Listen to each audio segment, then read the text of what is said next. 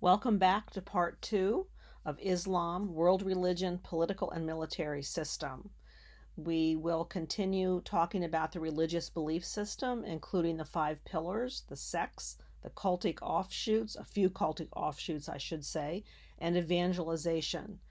But first, we will begin by finishing up talking about our 5 doctrines. We talked about the first 3 doctrines in part 1, and we'll go on with part 4, excuse me.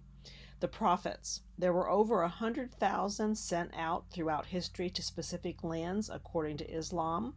Muhammad, however, was unlike those sent before him. He was sent to all the world as the last prophet.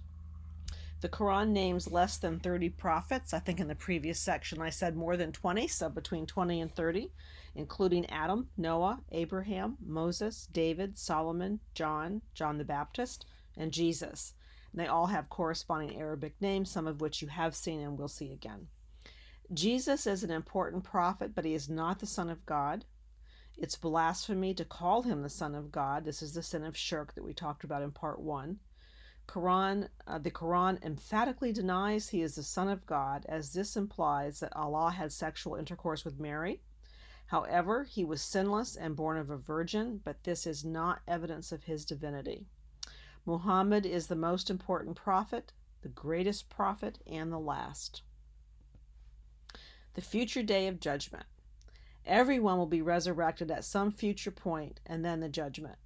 All human activities, good and bad, are recorded by our 2 recording angels, Raqid and Atid. At judgment, each person's actions are weighed by Allah as he listens to the recording angels. Which way the scales tip determines heaven or hell, and hell may be temporary, like the Roman Catholic purgatory. And I do mean hell. I don't mean just the torture in the grave that we'll talk about a little bit. This graphic I chose because I thought it was very apropos for those of us who are American. Upon death, the soul comes up through the throat, from Quran 56:83. For unbelievers, the angels will smite their faces and their backs. In the grave, the abode of death, the Hadith picks up the story. Most believe that 2 angels, Munkar and Nakir, will ask a series of questions. Those who pass will have their grave made more spacious, and a window will be opened to see the garden and receive the winds and odor of paradise. Those who fail will have the door to hell opened, and his grave will narrow until his ribs merge with one another. The bottom line is that orthodoxy teaches both those who pass and those who fail will suffer some degree of pressure in the tomb, if not outright torture, with kafirs, infidels, undergoing the worst punishment. There is a loophole, though, and that is dying as a martyr. That is, dying in the defense of Islam or in jihad, be it cultural jihad or jihad by the sword, to get the world to submit to Allah. We'll talk a little later on, I believe in parts 3 and or 4, about cultural jihad as opposed to jihad by the sword. One avoids judgment altogether and goes directly to paradise as a martyr, where he will enjoy, along with others who have earned their entrance into Jannah, the following: 72 virgins for his pleasure, while another scholar believes it will be 70 virgins and 2 wives. Young boys will serve the men cups of drink that will not intoxicate, fruit and poultry. Female martyrs may receive their husband who will not tire of them, or be beautiful, happy, and without jealousy. One female martyr believes she'd be the fairest of the 72 virgins for a man. My sense is that this is not spoken of terribly directly in any official writing of Islam, but rather what female martyrs will receive is a little bit more perhaps happenstance belief, and it may change with various groups of Muslims from different countries. That's just a sense on my part because I only saw this when I did some research on the internet. According to an Afghan man in The Land of Blue Burqas by Kate McCourt, a book I would highly recommend, when a Muslim dies, he must first cross the Pul-e-Salat, the bridge spanning the chasm of chaos, separating heaven from earth. The bridge is as thin as a human hair and as sharp as a razor. If a person is righteous and has enough sawab, credit from the good works he's done, he can go across the bridge. If a person is unrighteous, he will be cut to shreds and fall into hell. Then each person will be judged by Allah. Allah will weigh his good deeds against his bad deeds. His measure will be just. If a person has enough good deeds, Allah will welcome him into paradise. This comes from Hosepian's book. She gives a similar Hosepian gives a similar description in her book and adds that the Quran does not speak of this bridge. According to two Afghani men in Cape McCords in the land of the blue burqas, Jesus will return as a Muslim, will make all convert to Islam. With his sword, he will cut off the heads of those who do not convert. Muslim armies of Armageddon will march on Israel, utterly destroy it, and kill all the Jews on the face of the earth and at the end of days. The unpardonable sin is shirk, which is associating other deities with Allah, such as the Muslims believe Christians do with their belief in the triune God. I know I've mentioned shirk several times, but it's very important to understand because it helps us to understand why Muslims are so busy in their jihad against the West. Miscellaneous beliefs. Taqiyya, and also Kitman and Tawariya. Taqiyya is the practice of lying under certain circumstances. It's mentioned in the Quran. It protects Muslims from persecution. It encourages them to lie to advance the cause of Islam, in some cases by gaining the trust of non-believers in order to draw out their vulnerability and defeat them. It's a shifting judicial term within Sharia law. It's emphasized by Shiites, that's the smaller sect, and less with the Sunnis, the larger sect. Kitman is more the sense of dishonesty by silence, omission, or half-truth, and this is hard for me to pronounce. Tawriya is intentionally creating a false impression, and I only saw it in Hovsepian's book. Salam, or peace. The Arabic root is silm, which is the same as Islam. One interpretation is personal peace through complete submission to Allah. Another is that peace occurs when all the world is in submission to Islam and therefore Allah. Islam means living in a peaceful environment that emerges as a result of submission to God. The Quran asks that all humanity embrace silm, that is peace, and avoid following Satan. This came from an Islamic site. The following surahs, and I've named them here, make clear that, quote, the children of Israel and the people of the book must recognize the truth of Islam, and fighting is prescribed upon you, and ye dislike it, but it is possible that you dislike a thing which is good for you. The people of the book is a way in which the Quran very often refers to Jews or to Jews and Christians. And our last bullet, as the Christian is to emulate Christ who loved people, healed them physically and spiritually, the Muslim is to emulate Muhammad, whose last 10 years were spent forcibly converting many to Islam. Imams, muftis, mullahs, sheikhs, and ayatollahs. These are all words that we in the West have heard, and I have always been curious about exactly what roles they played in the religion of Islam, so this will give us somewhat of an idea. An imam for the Shia is a Muslim saint who was to preach and protect Islam after Muhammad died. From an Iranian perspective, there are only 12. For Sunnis, he calls Friday prayers at the mosque and other gatherings. A mufti, he has received a level of knowledge to make judicial pronouncements of Muslim law. Grand muftis may be appointed by the state. Mullah, a Shia cleric who has attained proficiency in hadith, tafsir, and fiqh from a school. A title of respect. Mufti and mullah are similar in hierarchy. I saw them in reverse order also. I've tried to put them in order of, from at the top, the imam is a lower stature, and then all the way down to ayatollah, which is of the highest stature. Then we have a sheikh, which literally means elder. It's a title of respect for his knowledge, similar to sir in English. Sufis use this term for their knowledgeable leaders, and I think Westerners know sheikh more as a rich Arab. Ayatollah is only in Shia Islam, such as Iran. The Grand Ayatollah is similar to the Pope in the Roman Catholic Church. Prohibited foods and activities. Alcohol is prohibited in the Quran along with gambling and divination. Halal foods are permitted by the Quran. For meat, the animal must be slaughtered by slitting the throat, completely bleeding out the animal, and certain words must be spoken. I suspect this is similar to kosher, although I don't know the exact kosher laws. Haram foods are forbidden. Blood is forbidden, pork forbidden, meat from a found carcass used as a sacrifice, strangled or bludgeoned, or from which an animal has eaten. You will notice, I've noticed particularly in Costco, that some of their foods are marked halal. You might notice if you happen to be a Costco member. Do not marry unbelieving women, nor marry your girls to unbelievers.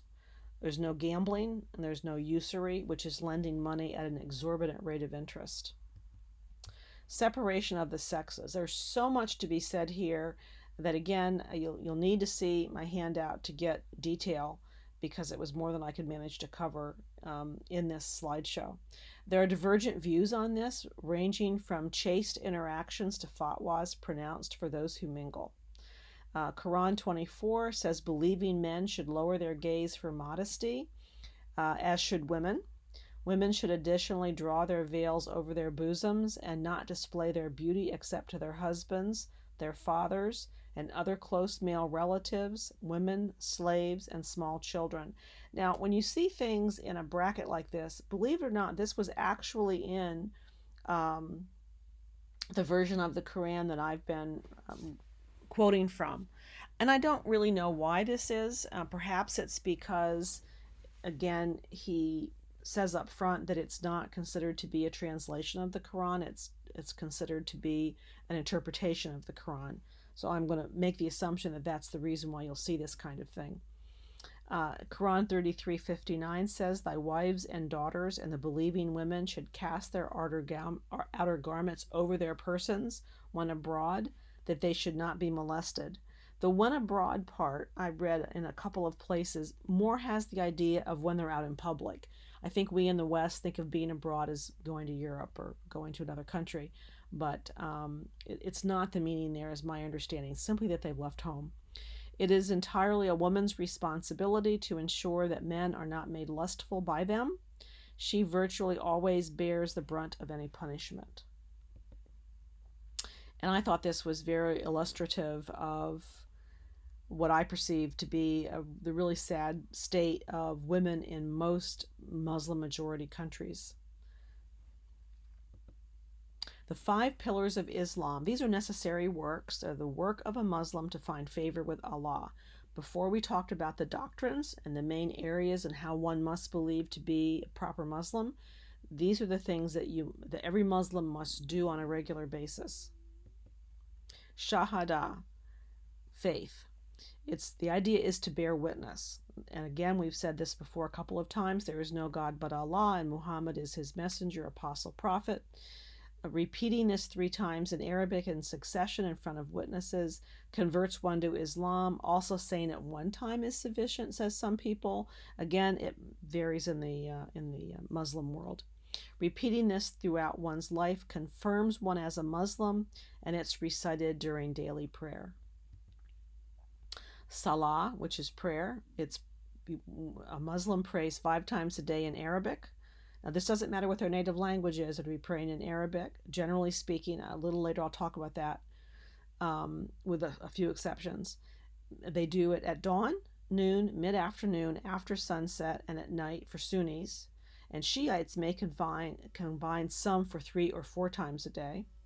It must be said facing Mecca. It can be done anywhere in a prescribed manner, except on Friday, where one must attend mosque at noon to pray with fellow believers. In Afghanistan, only men attend mosque. I don't know how many other Muslim countries this may be true, but in Afghanistan this is true. And then al-du'iya is when Muslims ask God for things, unlike salah. And this came from an interview I had with a man who calls himself Sam, who's now an American. He's formerly, I believe he said, from Morocco. I have his interview available for you if you'd like to read it, if you ask for my handouts.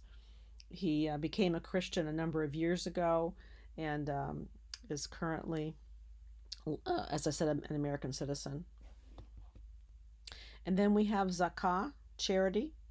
Um, the alms that a Muslim gives is supposed to be 2.5% of one's income. This is a requirement. It's given to the Muslim community for widows, orphans, the sick, and travelers.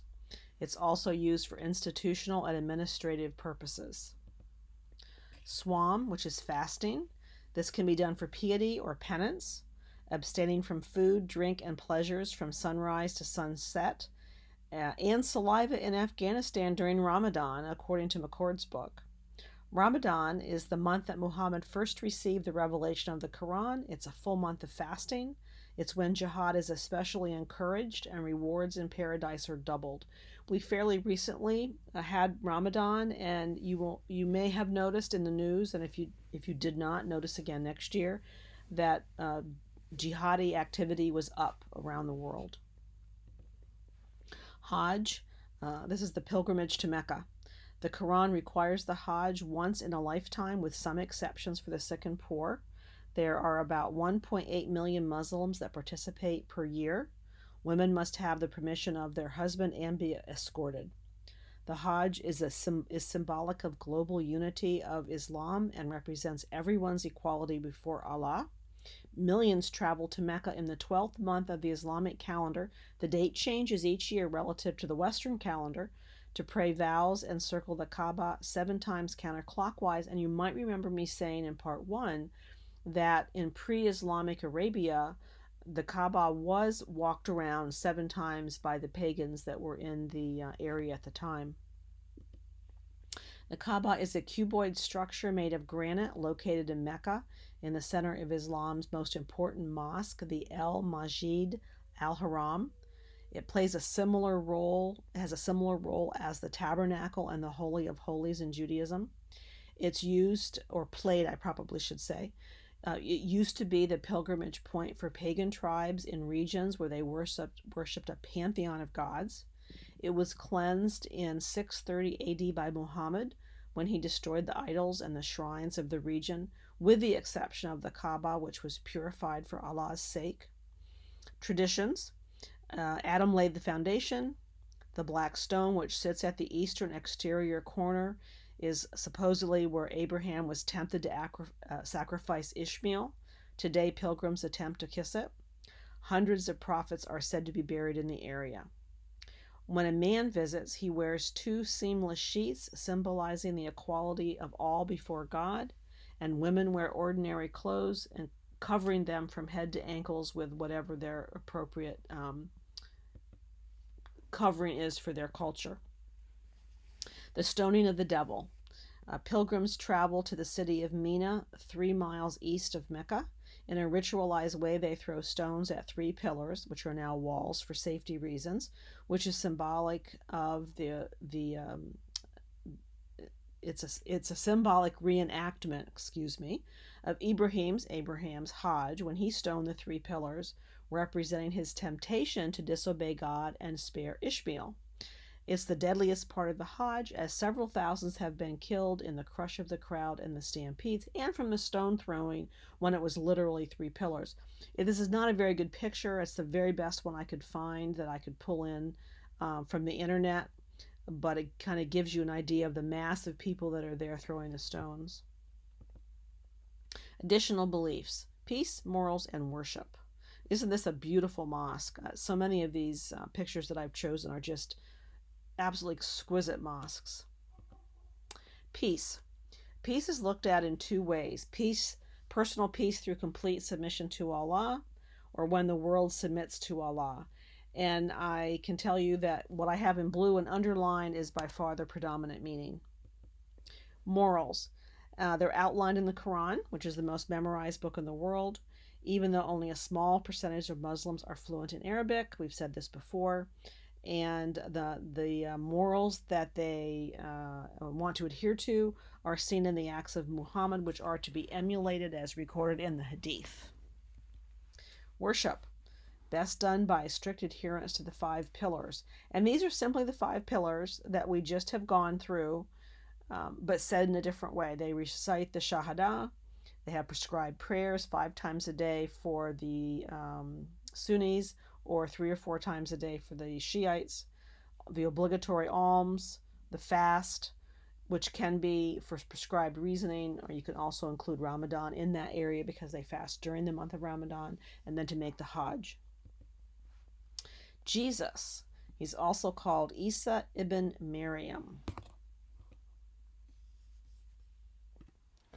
The Quran gives a history of Isa's life, while the Hadith collections establish his place in the Muslim understanding of the future.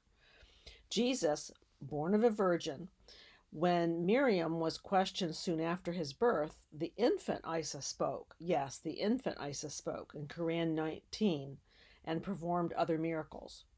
In Quran 61, Jesus foretold the coming of Muhammad.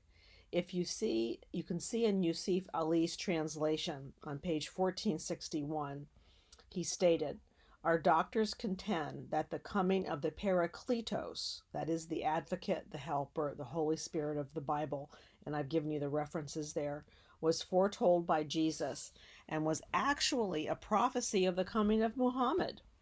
They appeal to a corrupt reading for Parakletos to show that this really refers to Muhammad. I read this note probably 4 or 5 times, and I didn't fully understand the point, but I think what they're trying to say basically is that because the Bible is corrupted, and so the Greek word that is in our manuscripts that we have that are extant, the word should be Parakletos, but rather we have Parakletos with an E instead of with a Y. And therefore, where we think it's the Holy Spirit that they're referring to, rather it's Muhammad.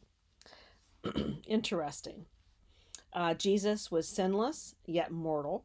The Quran contradicts this. He was created as a human and a slave of Allah. He's a great Muslim prophet. He's the greatest after Muhammad, but he's not the incarnate Son of God, and he's generally regarded as the last prophet before Muhammad. Isis's mission. Allah sent Jesus and the Injil, the Gospels, to confirm that the law that had come before him, this is from the Quran. Moses' book was the Torah. David's was a Zabur. The one religion revealed in these books is Islam. Hence, Jews and Christians are people of the book. You'll see this phrase often in the Quran. Muhammad verified all previous revelations, so Muslims must believe the Injil, the Torah, and the Zabur, but all were lost in their original forms, are corrupted, so today the Quran is the only sure guide. To preach monotheism and submission to the will of God, to the children of Israel is Jesus' mission. His mission is also that Jews and Christians could not be freed from their ignorance until Muhammad came bringing the Quran.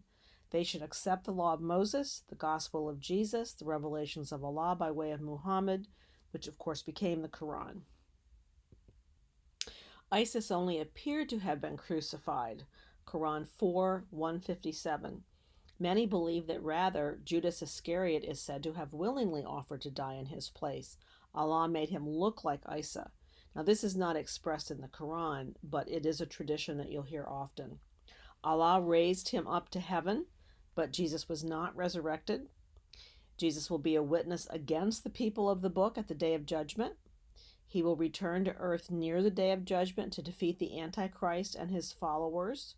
And some details on this. He will descend in the midst of wars fought by the Al-Mahdi, the rightly guided one, the 12th Imam, as the Redeemer of Islam. The Al-Mahdi will eventually slay the Antichrist. Then the people of the book, Jews and Christians, will believe in him, and there will be one community, Islam. Some Afghanis believe that all Jews will be beheaded by Jesus. Isa will assume leadership after the death of Al-Mahdi for about 40 years and then die. He will be buried in Medina in a grave left vacant next to Muhammad. Are Allah and the God of Christianity the same? The name Allah is known in pre-Islamic Arabia. It's a purely Arabic word from al-ilah, the God. It was known to pre-Islamic peoples in literature and inscriptions as a supreme God, of which each tribe often had one, or one of the Meccan deities. Allah was the personal name of a male moon god alongside of the female sun god and their three daughters. The crescent moon symbol came from the worship of this moon god. The moon god Allah was in Mecca in the Kaaba and therefore was worshipped by facing Mecca, as were the pantheon of pagan gods in pre-Islamic Arabia. Again, this undergirds the statements that I've made before that Muhammad really took much of what was very traditional in his time and brought it over into Islam. Islam claims that Allah is the same God revealed in the Bible, yet attributes are vastly different. Allah is a singular God versus the triune Christian God, which the Quran explicitly denies. Now, this doesn't mean that the Christian God is not a singular God. He is, but he has chosen to express himself in three persons, a great mystery that the believing Christian understands and the rest of the world, generally speaking, does not. Allah is unknowable versus the knowable Christian God, especially through Jesus Christ. The chief attribute of Allah is his transcendence, his requirement for total submission, versus the Christian God's love for his people and his grace and mercy. Allah deals with the world through his word, prophets, and angels, versus the Christian God who himself enters into history in the person of Jesus Christ. Works versus grace, do versus done. A closer look at the sects of Islam. This happens to be a picture of the Sufi culture. Sunni, the followers of the tradition or the path. These are the folks who pledged allegiance to Abu Bakr, a close acolyte of Muhammad. He's the father of Aisha, which is Muhammad's young wife and his favorite. He was Muhammad's son-in-law. So they pledged allegiance to Abu Bakr following Muhammad's death. About 80% to 90% of total Muslims are Sunni. Most of them are in Egypt, Saudi Arabia, and Pakistan. They're a majority in the Arab world, in China, Southeast Asia, and Africa. Leaders should be elected, separation between the realms of religion and government. Even though I do not see this borne out, this is a statement that was made by someone who knows more than I do, but as I read through many authors and observed the world around me, I don't see this to be true. It's Saddam Hussein's sect, which was a minority in Iraq, by the way. Some say the Al-Mahdi has not been born, and they anticipate his arrival in the future. Al-Qaeda, and then all these names refer to the same group. ISIS, ISIL, the Levant, ISIS, which took over much of Iraq and Syria after the American withdrawal of troops and came out of Al-Qaeda. ISIS condemns any government ruled by a king or president elected by citizens. So if you just stop and think about that for a minute, they're condemning the entire Western world. Jesus the Nazarene, the word Nazarene is Nosrani in Arabic, and it's used as a pejorative. It's a derogatory description of Christians and other things such as snakes, which is the example that was given in Hosepian. ISIS uses the Arabic letter N, which looks like the character that you see there, to mark the homes and businesses of Christians. So in Syria, as ISIS came in and took over a pretty large portion of the country, this is how they mark Christian homes. The Shiites or the Shias, means the partisans or the followers of Ali. They're a minority group. They're about 10% or less. Iran is largely Shia, about 90% Shia. They believe only Allah can determine Muhammad's successor. Therefore, the successor should be of his bloodline. So they backed Ali ibn Abi Talib, Muhammad's cousin and son-in-law. Islamic religious leaders should also be political leaders, as was Muhammad.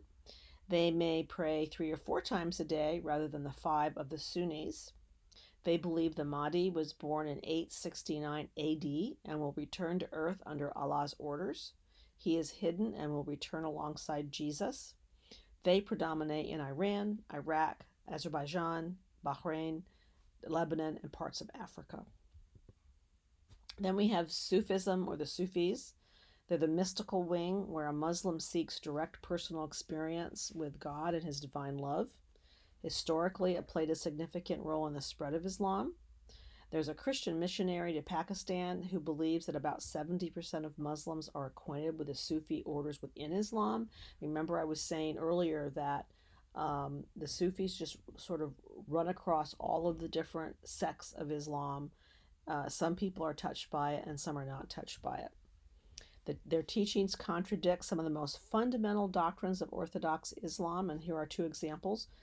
Man may obtain divinity by being absorbed into the being of God. This reminds me very much of Eastern thought, and in our country, of not only Eastern thought, but of New Age thought. And then they have this pantheistic idea, which is very prevalent in much of Islamic poetry. Wahhabism, or the Wahhabis, they're primarily in Saudi Arabia, which is the location of both Mecca and Medina. Osama bin Laden was a Wahhabi. It was founded in the 18th century out of the Bedouin tribes of the desert. It's considered ultra conservative and fundamental by some, and deviant and vile by others. Here are some religions that came from Islam. So these would be what I would call cultic offshoots of Islam. Much like we look at Jehovah's Witnesses and we look at Mormons and we say, oh, they're cultic groups that are offshoots of Christianity. These are some that are offshoots from Islam. So we have Sikhism, the Sikhs of India, where men don't cut their hair and wear turbans. I did not delve into their belief system. I just know that as Americans we would recognize this group by knowing that. The Baha'i, the Baha'is were founded in the mid 1800s by a Persian, the Bab, who claimed religious leaders of the world had forgotten their common origin. He was murdered at age 31 by Muslim fanatics and was a thorn in the side of Islam. You'll find Baha'i groups in this country. And the Nation of Islam, we call them the Black Muslims more commonly. It's a cult of Islam founded by Wallace D. Fard Muhammad in 1930. Elijah Poole, aka Elijah Muhammad, was the son of a Baptist pastor, took over after Fard's disappearance in 1934. The current leader is Louis Farrakhan. It has little to do with Islam. They say the Bible is used to keep blacks down and the black race is superior. It's very anti-Semitic and very anti-white. I have a handout on this with much more information. It's a very interesting group to read about, and probably not at all what you would expect. The evangelization of Muslims. There's no quick or easy route for winning Muslims to Christ. Suggestions from Christian evangelists working among Muslims. This comes from a personal freedom outreach pamphlet, Islam, A Clear and Present Danger. Personal freedom outreach is an evangelistic ministry aimed at evangelizing the cults and exposing error within the Christian church, as well as the error of the cults. I would highly recommend them, and I would highly recommend their research. It's excellent, very well done. So these are these bullet points are the things that this particular pamphlet suggests coming from Christian evangelists who work among the Muslims. Much prayer, a consistent life of demonstrated ethics. This is very important because Muslims look at the West and they see amazing amounts of immorality and corruption, as do we Christians. See, you need a solid doctrinal base. You need the ability to give a reasoned and loving presentation of the facts of man's fall and of the gospel.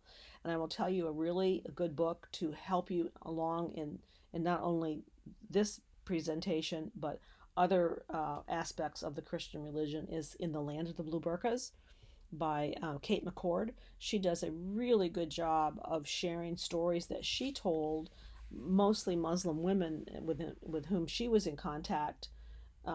She took biblical stories, she tweaked them just a little bit so they would fit into the culture of these women and of Afghanistan, and was able to share aspects of the truth of the gospel with them in doing this. Muslims, as I understand it, love stories. A knowledge of Islamic belief and counter arguments. So we're getting a knowledge of Islamic belief in listening to parts 1 and 2. In terms of counter arguments, the idea is that you're going to give them an argument, they're going to counter, but you need to know how to go back to them again and say, well, this is really what Christianity believes, or no, I don't believe that's accurate for this or that reason. Um, the use of illustrations because of the Arab mindset. See the land of the blue burqas, I just mentioned that earlier. Be patient with pre-evangelism. You really need to develop a relationship and a long-term relationship.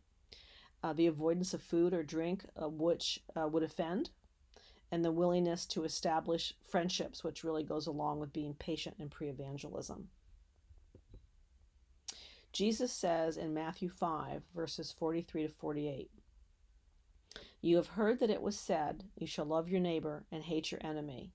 But I say to you, love your enemies and pray for those who persecute you, in order that you may be sons of your Father who is in heaven. For he causes his sun to rise on the evil and the good, and sends rain on the righteous and the unrighteous. For if you love those who love you, what reward have you? Do not even the tax gatherers do the same? And if you greet your brothers only, what do you do more than others? Do not even Gentiles do the same? Therefore you are to be perfect, mature, as your heavenly Father is perfect." And I believe this verse is really excellent because I think we as Christians feel persecuted for good reason by Muslims. And we need to sort of get past that, and we need to recognize that we have been given the charge to evangelize everyone, and that includes Muslims. I'm just going to touch on some of the subjects addressed in parts 3 and 4 so you see what there is to look forward to. We're going to talk about the Muslim push into Europe in greater detail than we did earlier. We're going to talk about the biblical history of the rift between Muslims and Jews. It all is going to go way back to Abraham when we have Ishmael and we have Isaac.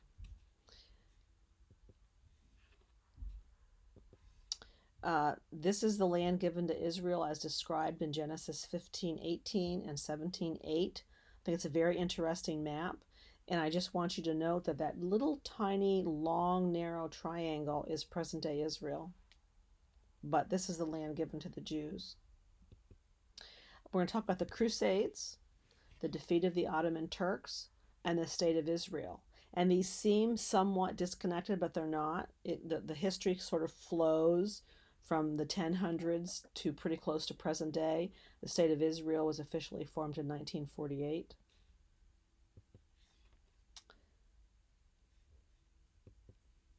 And we're going to discuss the politicalization of Islam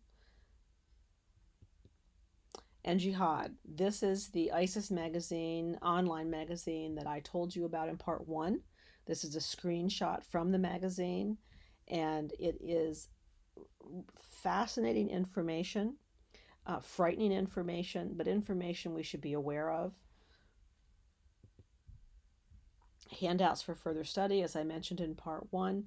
You're welcome to email me at this address, and you don't have to tell me which handout you're interested in. I will include all of them, including the bibliography, and I even have a bonus email that talks about the concept of the Christian God. The biblical God, I should say, and I must say it's done in the context of Jehovah's Witnesses, but that's fine because they do not believe in the triune God, and it's a way of perhaps helping the Christian to understand their own belief system. Sometimes we know what we believe, but we don't know why we believe it.